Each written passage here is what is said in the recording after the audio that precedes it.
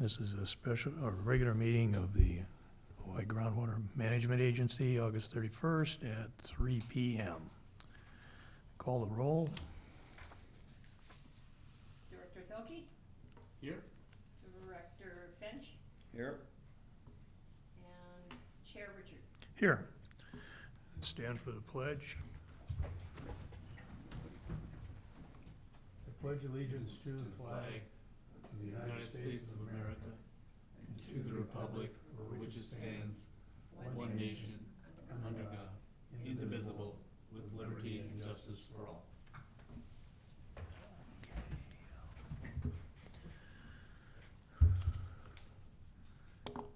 Okay, director comments or announcements. Peter? Nothing. Jim? Nothing. Nothing. I don't have anything either. General manager comments. Few things I want to put on. Andrew. Hey. Oh, hi, Andy. So one of I had my little report. Microphone, please. Sorry about that.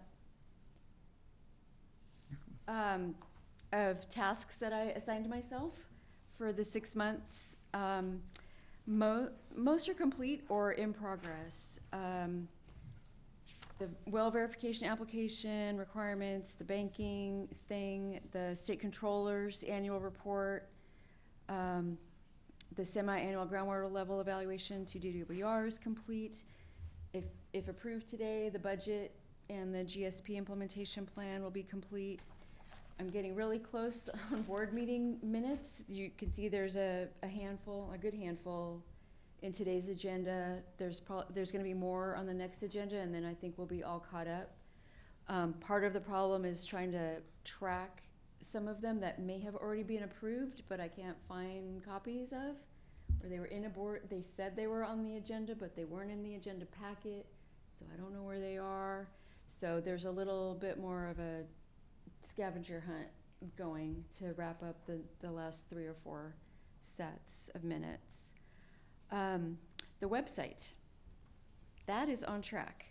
Casitas is converting over to a new platform called Streamline, and I participated in the demo of that for Casitas, and it's a very reasonable cost, and I'm gonna migrate the OBGMA website over to it. It's $1,080 a year to host it, $500 to set it up. It has built-in compliance with ADA. I ran a little report card on our current website, and we would get probably a C- for our compliance with ADA. So we can do better. It'll also have the state-specific transparency requirements where they can archive all the agendas and minutes and attachments already like organized and everything for us. There'll be a calendar on there, with the meetings. There's a lot of advantages. Way easier to navigate and make changes to than the current WordPress site. So Cece and I will get training on how to do that, and it can automatically send you the meeting agendas, things like that. It'll be a significant improvement in the functionality of our website. So I'm gonna go ahead and pull the trigger on that, and we won't get billed until we'll have to do the $500 build cost up front, but then we won't get billed until October for the annual, which is nice because that's our start of our fiscal year. So Good. There's that.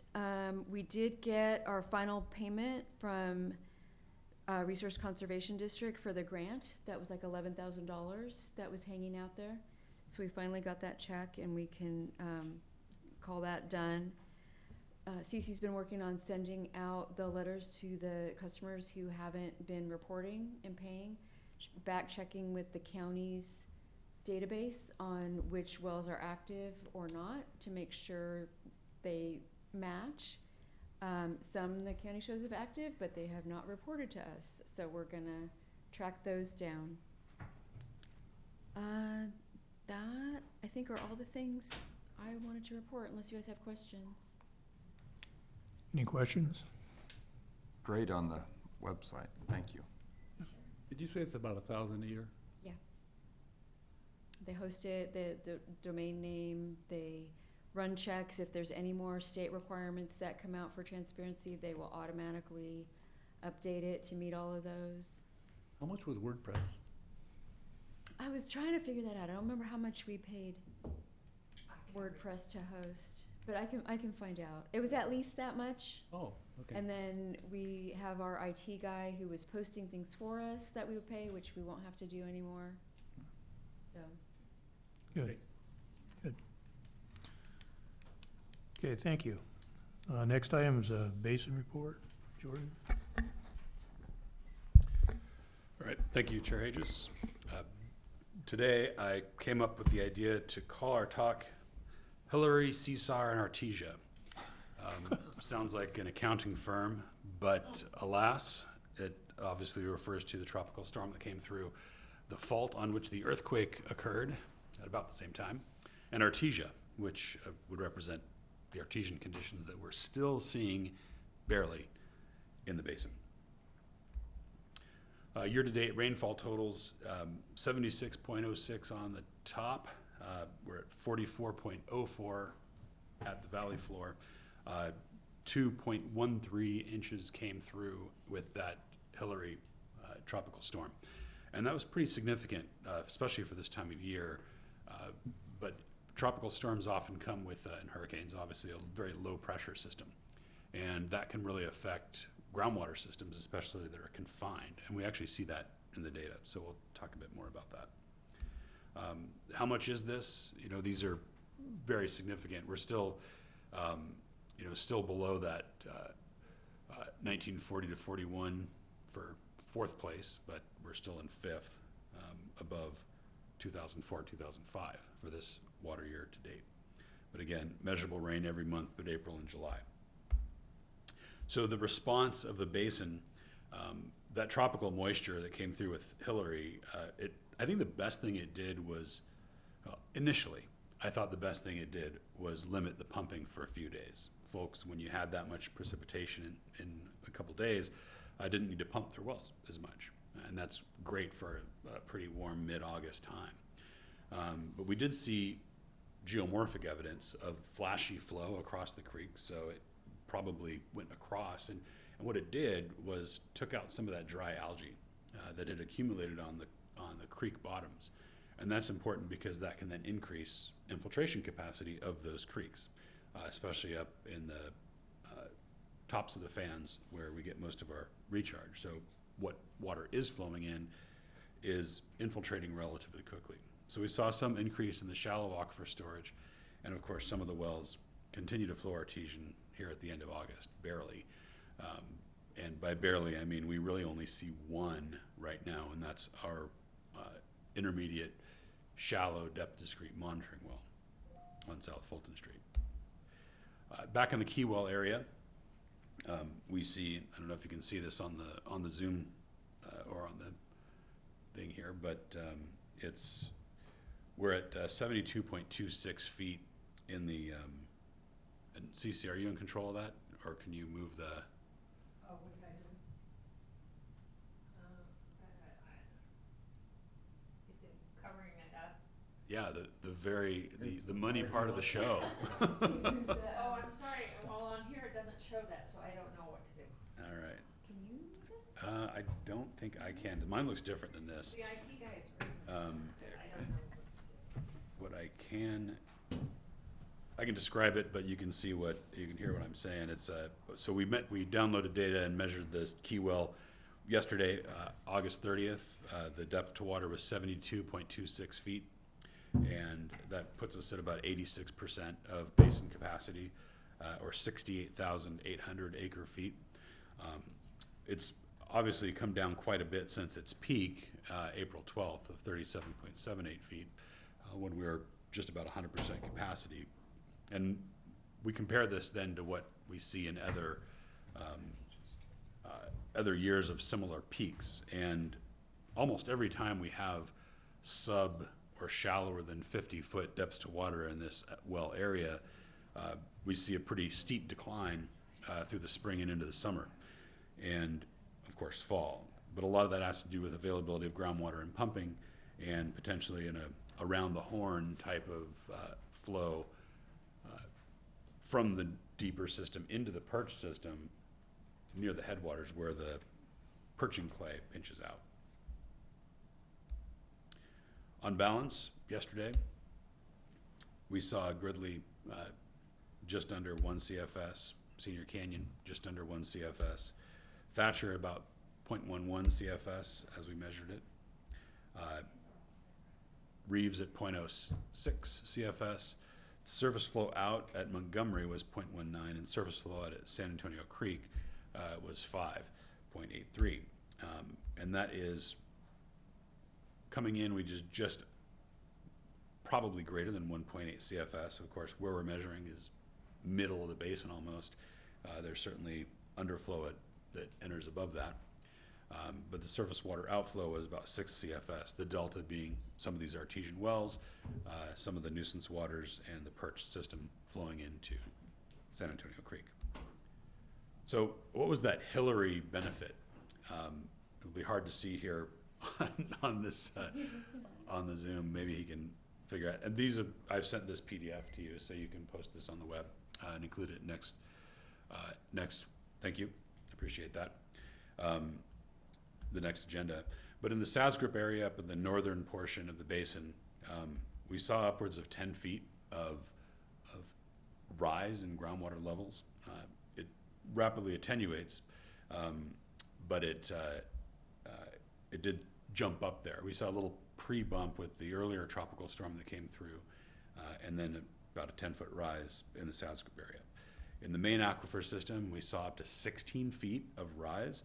This is actually at the Hansen well on the west side of the basin, but it has a pretty good record of this, and really surprising peak. It'd be interesting to see if our annual nadir is actually turns out to be right about pre-Hillary.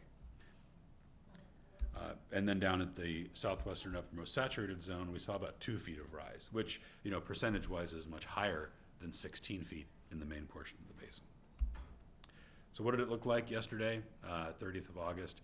You can drive across Ladera there, the dry crossing, and it is indeed dry, but we still have flow going underneath the road there, totaling that 1.5 CFS or so. Thatcher is trickling in just underneath McAndrew. This one is obviously a June 28th photo, but you can see how much algae there is.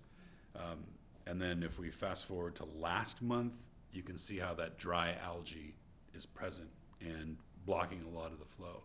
But post-Hillary, while it's still dry yesterday, you can see how a lot of that algae, the dry algae, has been washed away and carried downstream. So we're seeing probably more infiltration of the short-term Hillary storm water than some of the later flows from the spring. I think it's just gone gray. Well, yeah, it's gone San Antonio never flowed at Grand Avenue. during this storm. I thought it did. No. Okay, Yeah. because we saw some evidence of that, but Never flowed at Grand. the well that was artesian at Boardman has now stopped, but the depth to water here is probably all of half a foot, because we're still seeing the same correlative zone flow at about less than half a gallon per minute at our depth discrete monitoring well in South Fulton. But the groundwater starting to daylight about 750 feet downstream from the Ojai Avenue Bridge yesterday. So we map that and add that to the database.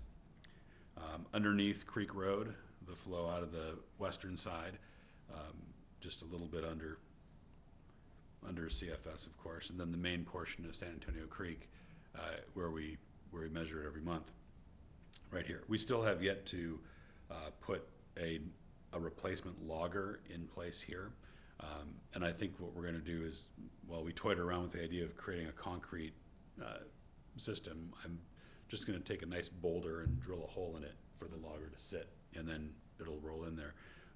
Engraving OBGMA on the boulder so we can identify it and someone farther downstream when it eventually rolls that way. as we go down toward Old Creek Road Bridge, looks pretty similar.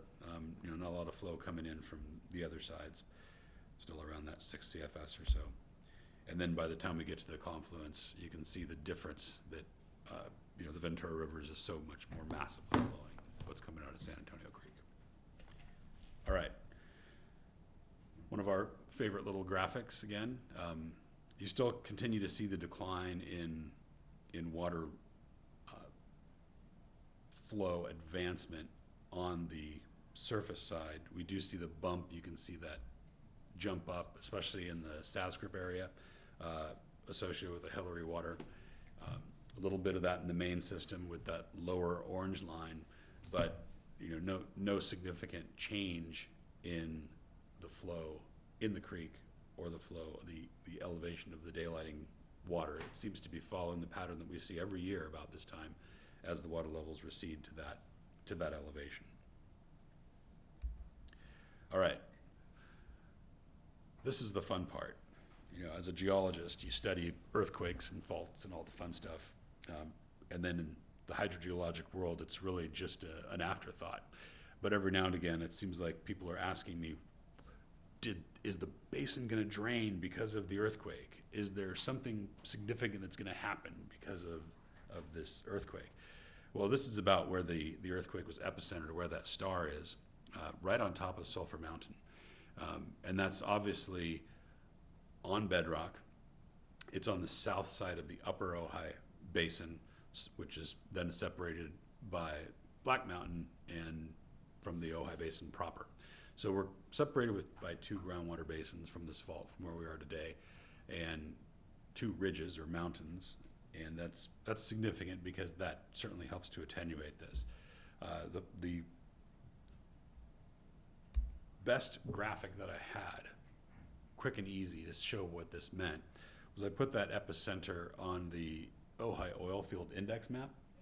And if you're not aware, the Ojai oil field has several different areas: Weldon Canyon, Tip Top, Oakview, Lion Mountain, Sisar Creek, Silver Thread, North Sulphur Mountain, Sulphur Crest, and the Sulphur Mountain area proper. Well, the Sulphur Mountain area proper is about where that earthquake was epicentered. And fortunately, the Division of Oil and Gas published these data sets that gave us cool cross sections of what this looks like. So if I zoom in to that page on the Sulphur Mountain area proper, you can see where the Sisar fault is, basically right underneath Sulphur Mountain's crest. And that cross section is pretty convenient and it's easy access, but the earthquake epicenter was 4.8 kilometers deep, much deeper than what's shown on this cross section. But the idea is the same, that there's this south side up thrust over fault movement that probably was accommodated by some of the ductile movement in what are called the Rincon and Monterey formations that are shown in this particular cross section. But it gives you an idea about where that is and how deep that system is, really separate from any groundwater basin proper.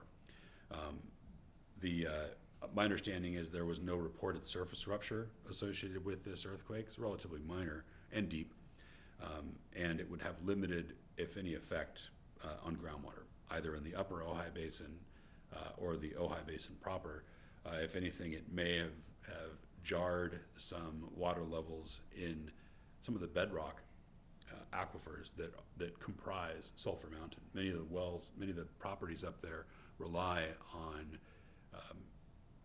groundwater in a syncline that is Monterey Formation at its core, and a relatively high elevation, a lot of fresh water. In fact, many of the oil wells that were attempted at the top of Sulphur Mountain in the turn of the century, the last century, 1900, actually couldn't advance because of the amount of fresh water that was present in that 400-foot depth system, and it still contains quite a bit today. So I wouldn't be surprised if there was some migration of water levels at that point, but relatively short-lived. I don't have data on this particular quake at this point of high enough frequency to see this, but if you remember the the tsunami from Thailand that happened, gosh, this is probably, 15 years ago now. We had a couple of wells where we were doing aquifer tests, and we actually were able to see a jump up and recovery, a bounce that we saw with the tsunami and earthquake in a pretty deep basin, San Gabriel Basin, actually. So you can see that kind of thing, but it's relatively small and thus far limited, if any, groundwater effect from the earthquake. All right, that's all.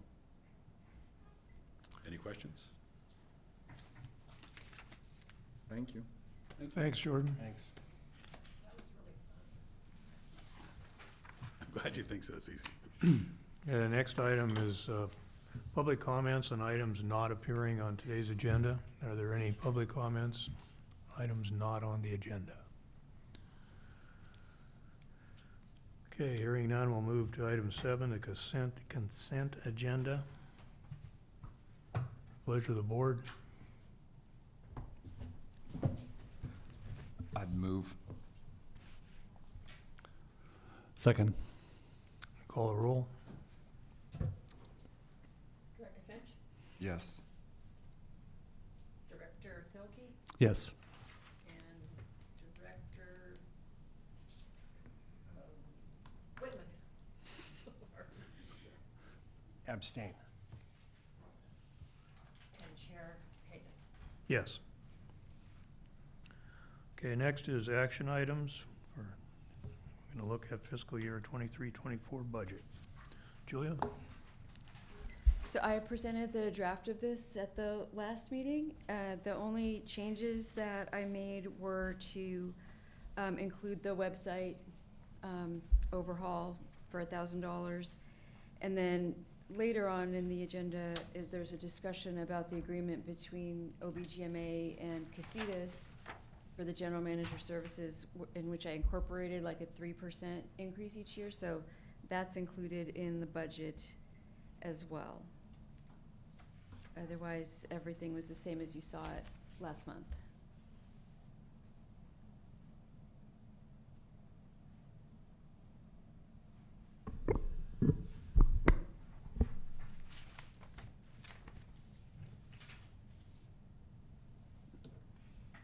Any other discussion, or are we ready for a motion? Well, any questions? You want to do it in discussion or beforehand? We can just, on the GSP part? Yeah, well, just on the whole, I have no issues with the budget. It's more about thinking about how we pay for it. Yeah. That's so whenever you want that. Okay, well, if we can approve the budget, we have a motion to approve the budget, we can take care of that and then discuss the next item. I so move. Do you hear a second? Second. And call the roll? Director Finch, Yes. Director Whitman, Yes. Director Filkey, Yes. Chair Hayes. Yes. Okay, next item. So this is the GSP implementation schedule / plan. I printed out larger 11 by 17s for you to make it easier to read. Thank you. So, nothing really has changed since you saw the draft from last month.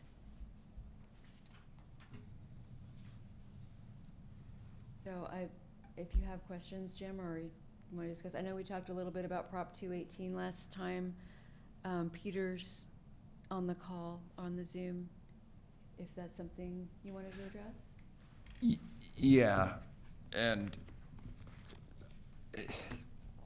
I don't know where my comments fit with Prop 218. Peter, you can weigh in.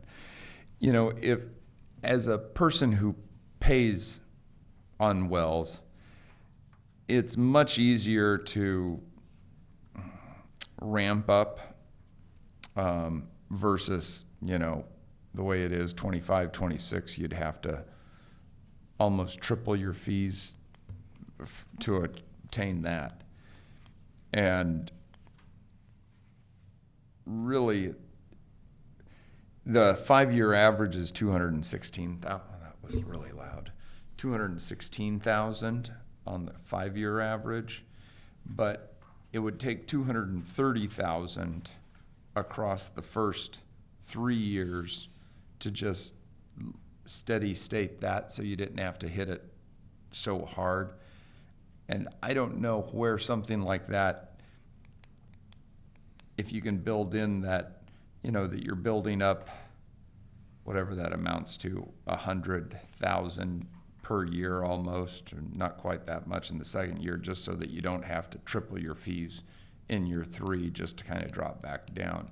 I don't know how kind of flattening budgets work in 218.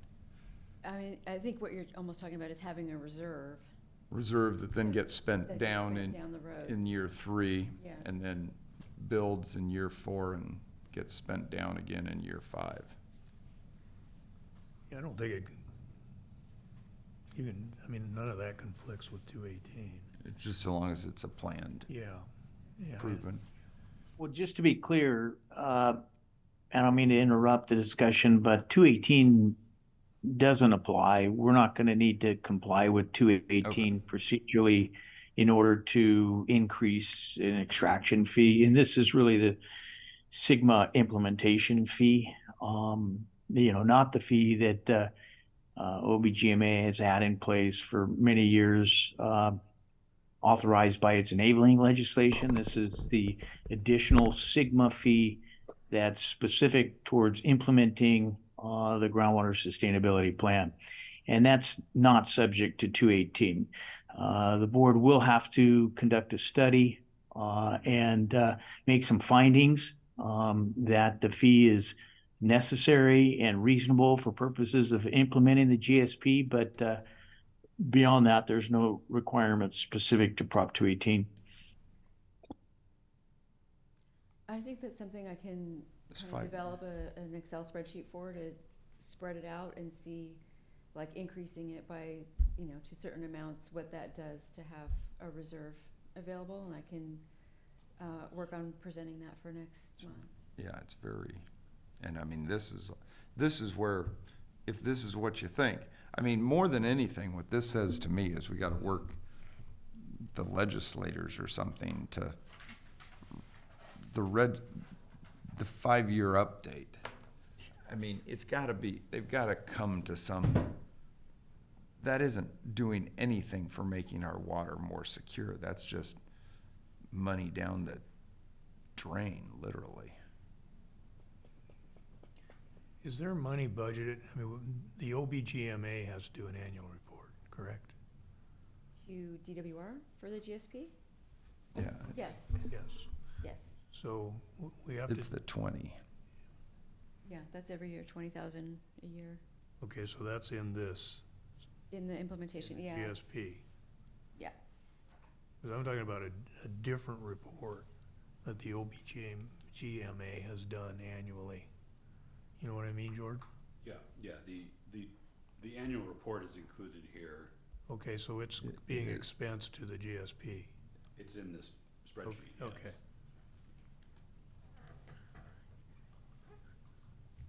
Is it much different than what we have to submit for the GSP? Well, the 5-year update is the big one. Yeah, That's that one is, yeah. Yeah, and we've kind of, well, I'll use the term unified the belt to create one annual Okay. report. Yeah, that that's what I checks the figured. box that we've always checked, and also the segment. The GSP, the other boxes, yeah. So we're not preparing 2 annual reports. Okay, that was, question would have been simpler if I asked that.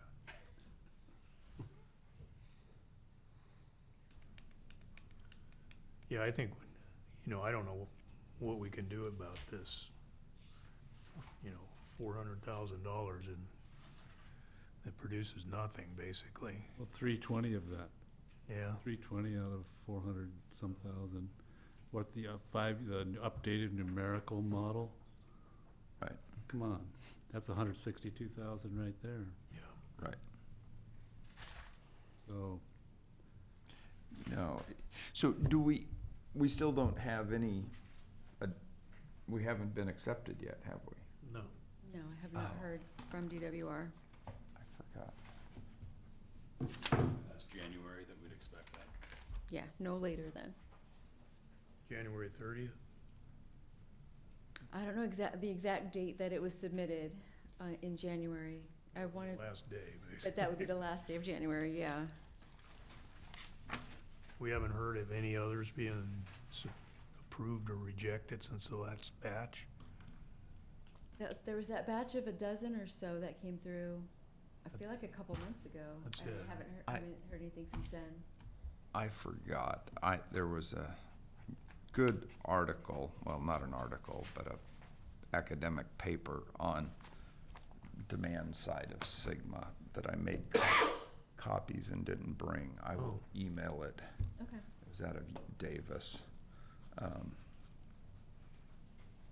I'll email it to Julia and Cece, and they can distribute it out. Okay. Are there any of these significant expenditures that could be pushed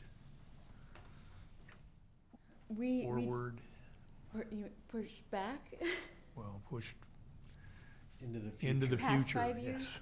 I mean, if you, look at the column that says 2023 estimated cost, some of them are zero. And those are the ones that we pushed back to after the 5-year window. Oh, okay. But all of the rest are mandatory that they're done in the 5-year window. They're What- the ones that made sense in the GSP to do. Why does the meter go up that 180,000 and I 27. added a 3% inflation factor after this coming fiscal year because but we're spending 45,000 in each quarter. it's just meant to be like a year-long effort. And so I just broke it up over Two. the whole year. To do all new meters? That, maybe. The first part in this next fiscal year is to do the evaluation. And then based on that, come up with a plan to implement something. What is it you're talking about, meters? Yeah. Yeah, either like establishing a standard for all the pumpers to use this type of meter that we pay for Oh, that. and install or something. I don't know what Yeah, that testing. concept is gonna look like until we Okay. do the evaluation. I didn't know that, okay. So this is kind of a arbitrary number that's put in here because it's in the plan. It's a swag. Right. Okay. So that's kind of what I was getting at. How many of those are there that, push comes to shove, we can, It's flexible, I guess. Yeah. This is not set in stone. But it's a good swag.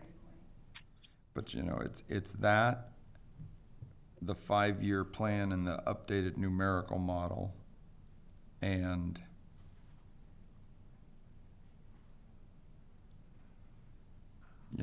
those are the ones that, Those are the ones that we have a hard, yeah.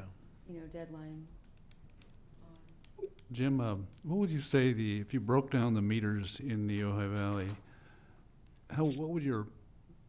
what would it be as far as the size of those meters? Like how many 2-inch, how many 1-inch, anything like that? Any sense of that?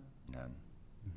But I do know, I think unless you're switching to a special kind of meter, and I think that's what Las Posas Valley did. They went to some Standard. electric, I don't know if it's Wi-Fi or cellular. Be radio. Could be radio. Because the freeway is Edison or the gas company, when they do efficiency tests, they can check the meters. They still do that, Edison? Their guy moved, so they're looking for a new person, but yes.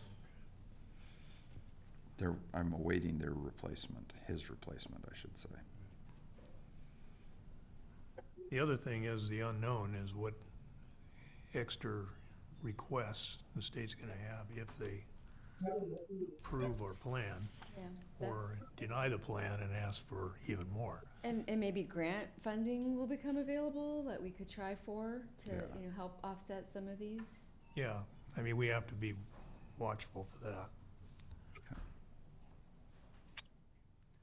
But in the meantime, we are gonna have to come up with a plan to increase the pump fees.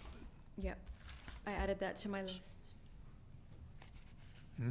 I added that to my list to come up with a rate model to show what the increase would be at, you know, different levels and how we could bank that for future years.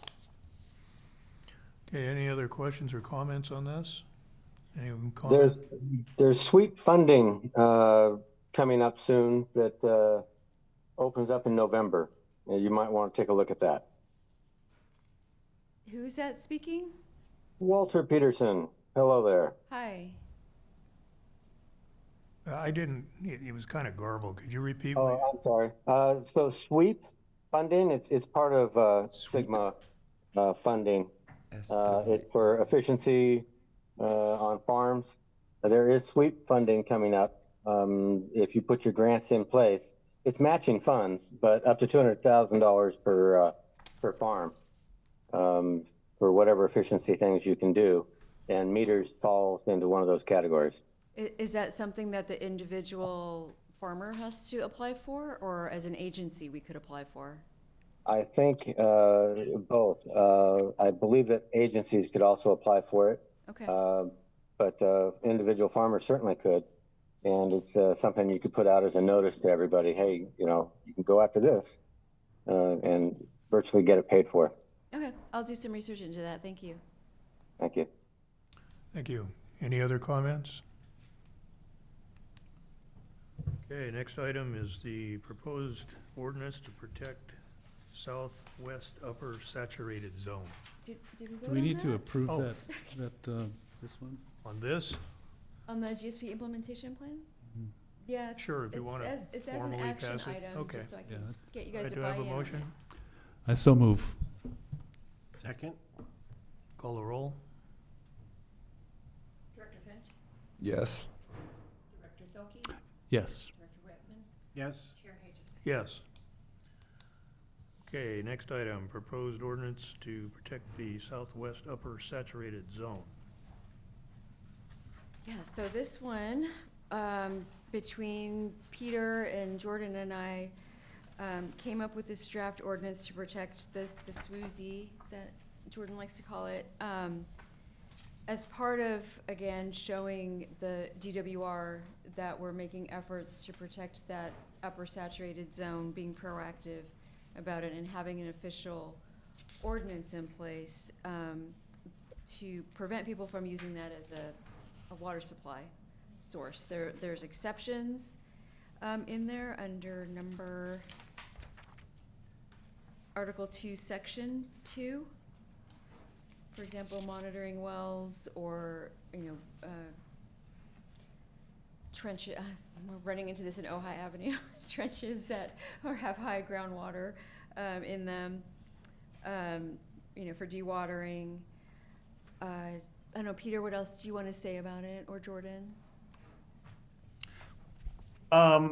Yeah, I mean, this is something that Jordan raised, I believe, at 2 meetings prior to this one, as something he felt was important, and we went to work to try to draft something up that captured the intent of what the folks were thinking about. Now we're bringing it back to the board for any comments.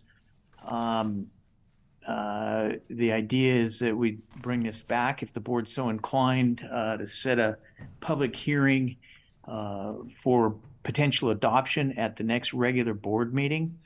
But it'd be good to get any comments that board members might have and any suggested revisions, concepts that they think might be important to incorporate into the ordinance. Get that done now, so that we can bring it back for approval at the next board meeting. Question. Jim? Question. Excuse me. how many wells currently would this ordinance affect that exist? So I'm gonna kick that over to Jordan. I think he probably has the best sense for that. And and let me add part two to that question. Does this affect, or are they grandfathered? So I I don't didn't think there figure are it. any real wells that are active that extract exclusively from this zone. See, I kind of thought some, like Ojai Valley Schools in the grass area and some of those others. Right, the Ojai Valley School well on the grass is just on the westernmost side of the basin, and the actual alluvium that would be counted as part of the southwest uppermost saturated zone is negligible in that area. I think their seal goes down through it, and that's primarily a bedrock well. That's the lower campus. Yeah.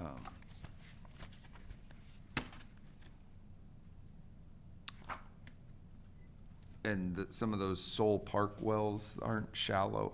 I mean, it seems to me that either we need to grandfather, I fully agree with it on a go forward, but if there's some that fall into it and have been in existence, it seems like they ought to be Notified? grandfathered.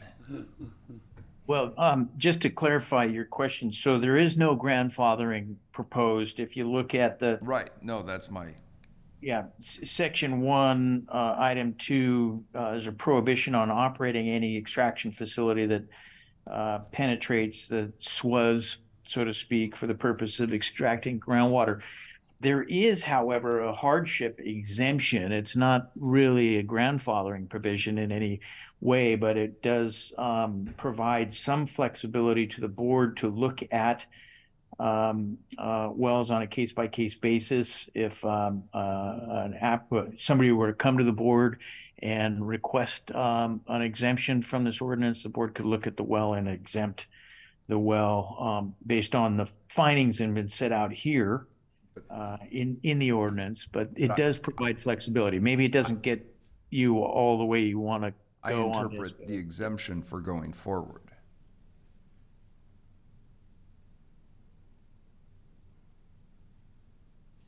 I have a question, like. if So grandfather- it's a request. Sorry again to interrupt, but the exemption would be backward looking as well. Anybody who has an existing well could apply to the board for an exemption to waive the requirements of the ordinance. So if there's an existing well that is drawing from the southwest upper extraction zone, sorry, not extraction, but saturated zone, existing well, they have an existing well, they want to be exempted from the requirements of this ordinance, they could apply to the board for such an exemption. Again, not exactly grandfathering, but a process is there to provide flexibility. And if the board directs that existing wells be grandfathered, we could come up with language certainly to address that. Maybe the first sentence of that hardship exemption can just say the board can waive the requirements of this ordinance for existing or proposed wells. And that covers the backwards and forwards. Yeah, it's kind of, Yeah, kind of a I mean, that's a philosophical good difference. suggestion. I think if the board wants to direct us to go back and look at this, I'll definitely come up with the right way to do a grandfathering provision. Right, because the way that it reads, one might interpret that if they have a well we don't know about that does extract, at least partially, from the perch system or the SWUSI, that we could enforce retrofitting of that well with a seal through the SWUSI, which would be the intent of this, and it could be a hardship for someone to do that, because it could be very expensive. Right. and technically not so feasible. But again, we don't know of any. So I guess then we nature. go to the first part of my question that I never heard. So your guess is there's 0 Correct, yeah. that, Because the wells at Sol Park, the active wells that I know of, they all have they're all post-1960s construction and have, I think, seals of 50, 60, and all of them flow artesian because they're not releasing that water into the Swazi. The only way for it to go out is up through the production casing. And that's one of the indicators that we've used to help identify the limits of the Swazi, especially this year, which is why if you look at the exhibit and the attachment, we got that purple zone that is the largest that we've prepared based on this year's observations. Is the purple zone the? Yeah, the purple zone is the approximate area of the southwest uppermost saturated zone based on our current understanding.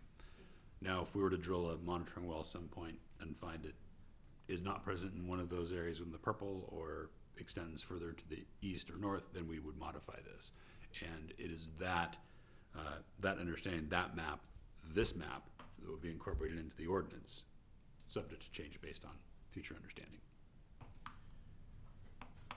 So this isn't, a statement of opinion or anything. It's, when I read through what we were doing here, what triggered in my mind is that, in that, the Ventura River adjudication, learned that the state is pretty aggressive about going into groundwater regions and cutting off pumping if it is viewed as depleting the water that's in the riparian system. And so what I was trying to figure out is, one, whether any of this is actually doing that type of, that's what this ordinance is directed at, right? On paper, this ordinance flexes the OBGMA muscle to do exactly that and to recognize. What the state would want us to do, and we're showing the state, we're being a participant and a partner. Proactively, yeah.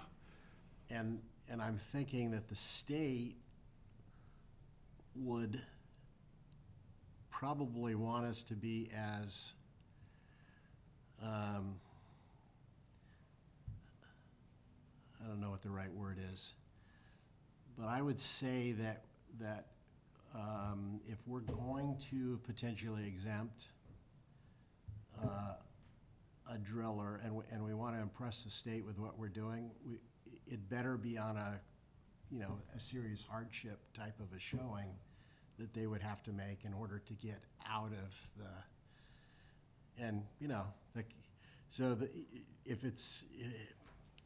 if the main issue that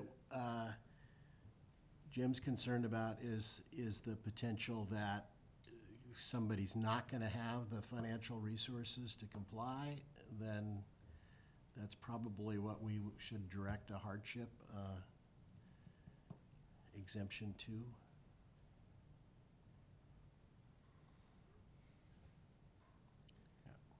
It's a good point and a good question. And I think we use the term the state to represent a number of different state agencies. Right.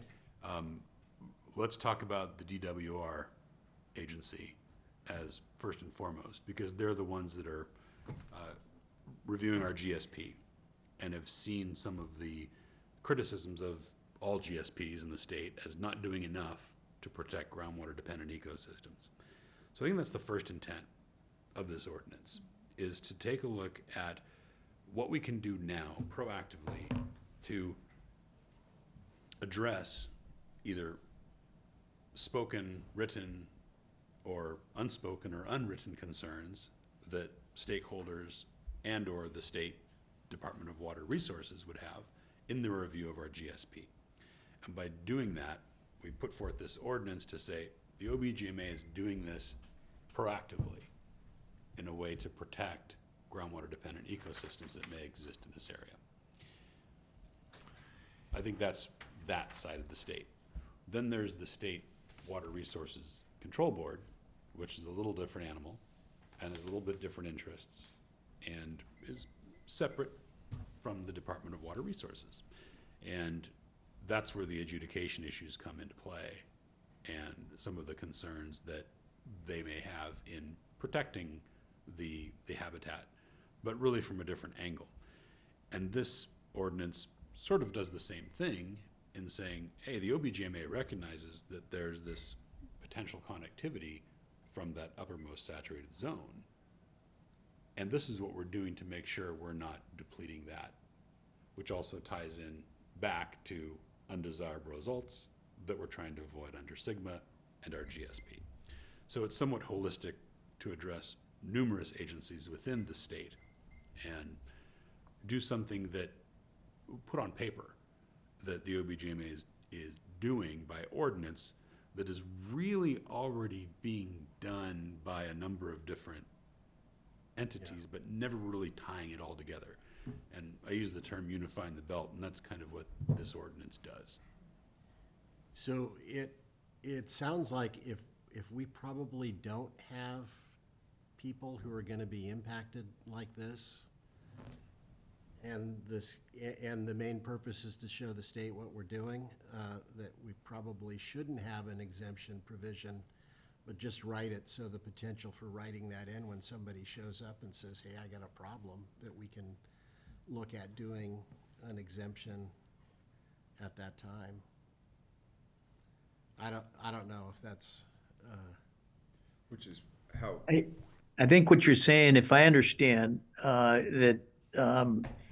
is your comment basically is saying, let's not do a wholesale grandfather exemption that would apply to any existing wells. We really don't think there are any existing wells, but rather let's work on the hardship exemption and focus that towards folks that for whatever reason are unable to financially comply with the requirements of the ordinance, and then use that to deal with anybody that might come up that actually has this hardship under the ordinance.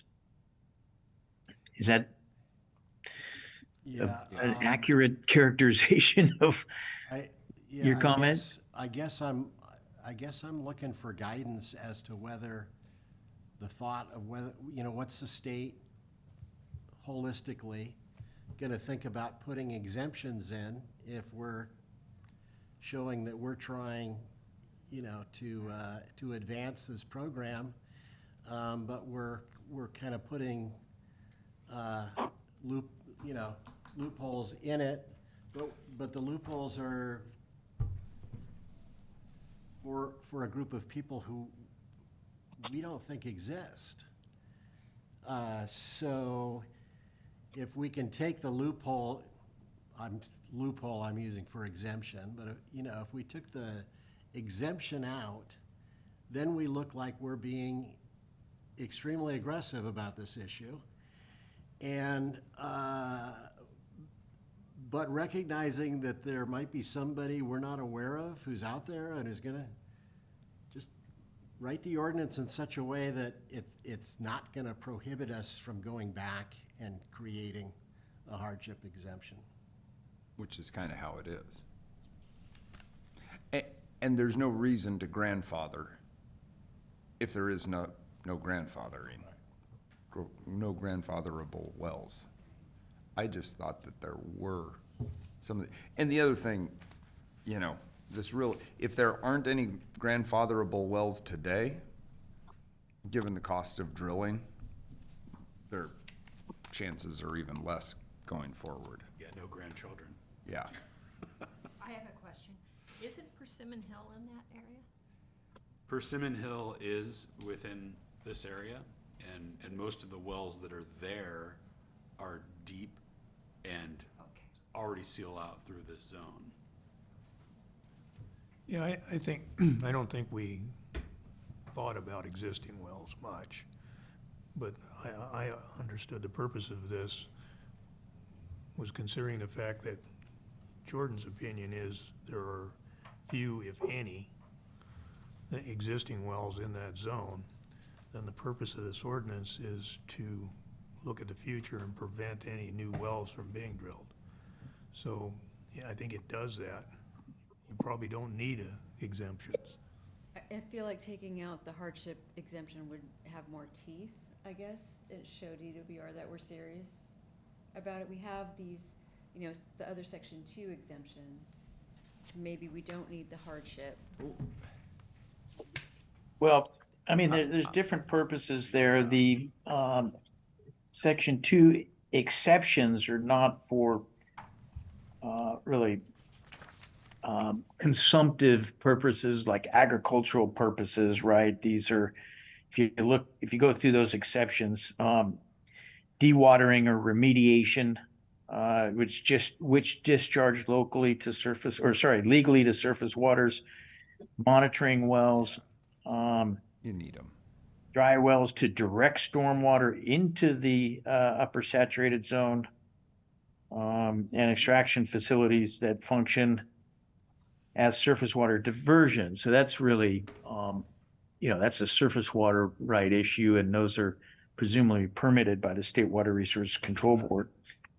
The hardship exemption is, at this point, it is pretty strict because it's really only limited to circumstances where an aggrieved person can show that this is going to be a taking of their property, under the Constitution. And so, in other words, deprive the applicant of all or substantially all reasonable use of their property under the Fifth Amendment. And so it's pretty narrow.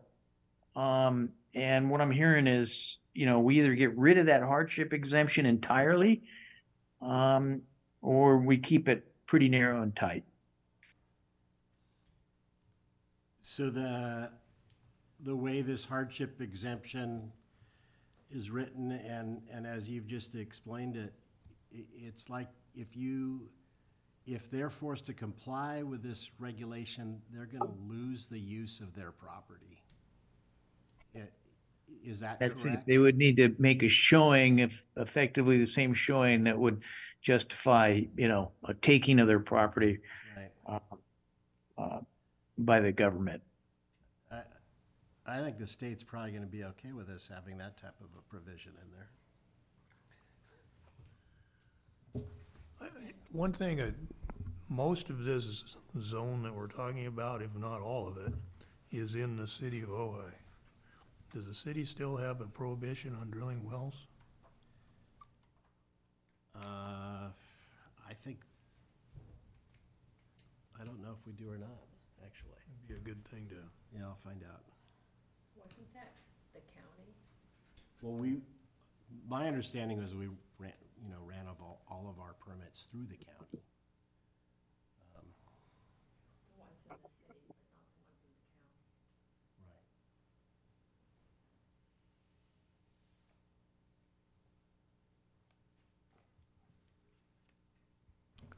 all I'm saying is if there's a taking issue, the city could handle it. But they did have a moratorium. I don't know if it's still in place or not. So that would help us if it is. I'll find out and get that information to Peter. Okay. How do you want to proceed on this one? Do you want to leave that in? Do you want to bring it back as another draft with any revisions before we schedule a public hearing? Probably should. Don't you think, Peter? I couldn't hear Julia very Sorry. well, but I think she's asking if the board wants to bring it back again. We work on a draft. From what I'm hearing, this draft is probably okay, as it is. There's one outstanding question, whether the city has an ordinance in place that prohibits new wells. It seems to me that if the city does, that's helpful. If the city doesn't, the ordinance stands on its own. I think the hardship exemption is, as it's worded currently, is going to be pretty tough to make that showing. And if the desire is to show the state that we're serious about this, I don't think it opens up a big loophole for folks to jump through, and I think it accomplishes what it's intended to. And I think unless the board has, other problems with the ordinance or simply would like to think about it more and talk about it more, then we could come back for a public hearing and the board could consider approving it at the next meeting. One of the benefits of approving it at the next meeting is that we could then submit this ordinance to the DWR and say, call that undercover to, in compliance with our GSP and our plans. We want you to be aware of this ordinance, which could strengthen the chances for their approval of the GSP. Yeah. So, for purposes of my inquiry with the city, my understanding is that this ordinance really isn't going to impact anybody, who wants to drill, except for the fact that you've got to have the sealed through that saturated zone, and that's something that it sounds like we're requiring now anyways. Yes, from a county standpoint, a well needs at least a 25-foot deep seal, and in many cases, 50-foot deep seal. And the depth of this base of the perch system is typically 25 feet. So most wells, even without this ordinance, would physically seal out through this zone. This puts the OBGMA stamp on that. Okay. I think the other thing to consider is we're already required through the GSP to evaluate every well application to see if it meets our sustainability criteria for each element. The only hole in that right now is if the well is for domestic use and is under, 2 acre-feet per acre, they get a pass. This would not allow them to have a pass. And I think this is problematic potentially in the future because most of this area is in the city. And if anyone was going to drill a production well, it would probably be a small well for a small lot. And currently under our GSP, they wouldn't have to go through that evaluation. Well, this would cause them to go through that full evaluation. And I understand we could deny it under the GSP regulations, just like any other well that would, endanger the sustainability of the basin. And I think that's part of the process when we get the well verification requests to come in, is to maybe add another, checkbox or something, to see if it's potentially in this zone and how deep they're planning to drill their well. Yeah. And flag those up front. Well, I'm all right with approving this and setting a hearing date if the rest of the board is. Yeah, I'm all right with that, and I'm just gonna have to raise this, with staff, and we'll see if we can get it on our calendar before our next meeting. Okay. So do you need a motion? We need to So set moved. the hearing date. I think that would be the motion. Is that the motion? Okay, then let's set the hearing date. Whenever So that is. do you do it simultaneously with a meeting, or is it separate? It's part of the meeting, so it would be at our next regular meeting, Just which set it- is, Okay, can I have a motion to set a public hearing for September 28th to review this ordinance? So move. Second? Call the roll? Director Finch, Yes. Director Whitman, Yes. Director Phil, Yes. Chair Hages. Yes. Okay, the next item is review and discussion of draft agreement between Casitas Municipal Water District and Ojai Groundwater Basin for general management services. Yeah, thank you. So Peter, and I kind of, well, it's mostly Peter, 99% Peter, drafted up this agreement. As you know, my status was interim for 6 months, and that expires at the end of September. So we thought we should start drafting something up to make it more permanent. So the attached agreement was, Peter drafted, there are some attachments as far as the duties and compensation. I did mention that there's like a 3% escalation factor for the next 3 years. And then after that, subject to negotiation. Ideally, what I would like to do is, I kind of laid out a schedule there, is get your comments back today, incorporate them, present it for Casitas's agenda on September 13th, run it through their council as well, and then hopefully get a final version back for the OBGMA's September 28th meeting, and then Casitas's October 11th meeting. That would make it retroactive back to October 1st. So open to discussion and comments. Any questions or comments?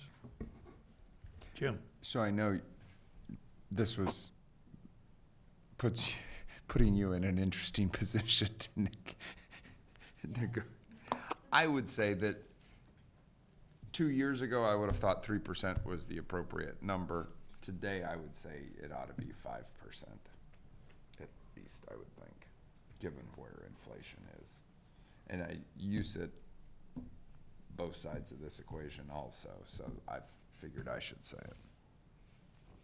Any other comments? I agree with you.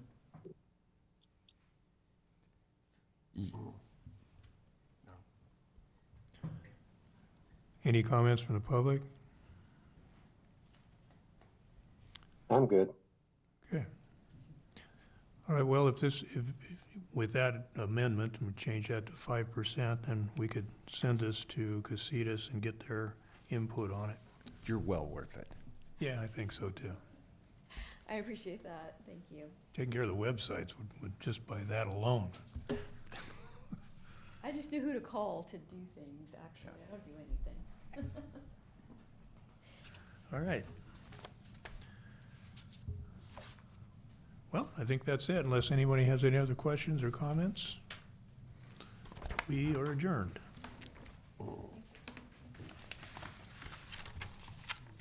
Okay, take care, everyone. Have a good evening. Thanks. Thank you. See you, Peter. So that, the idea that this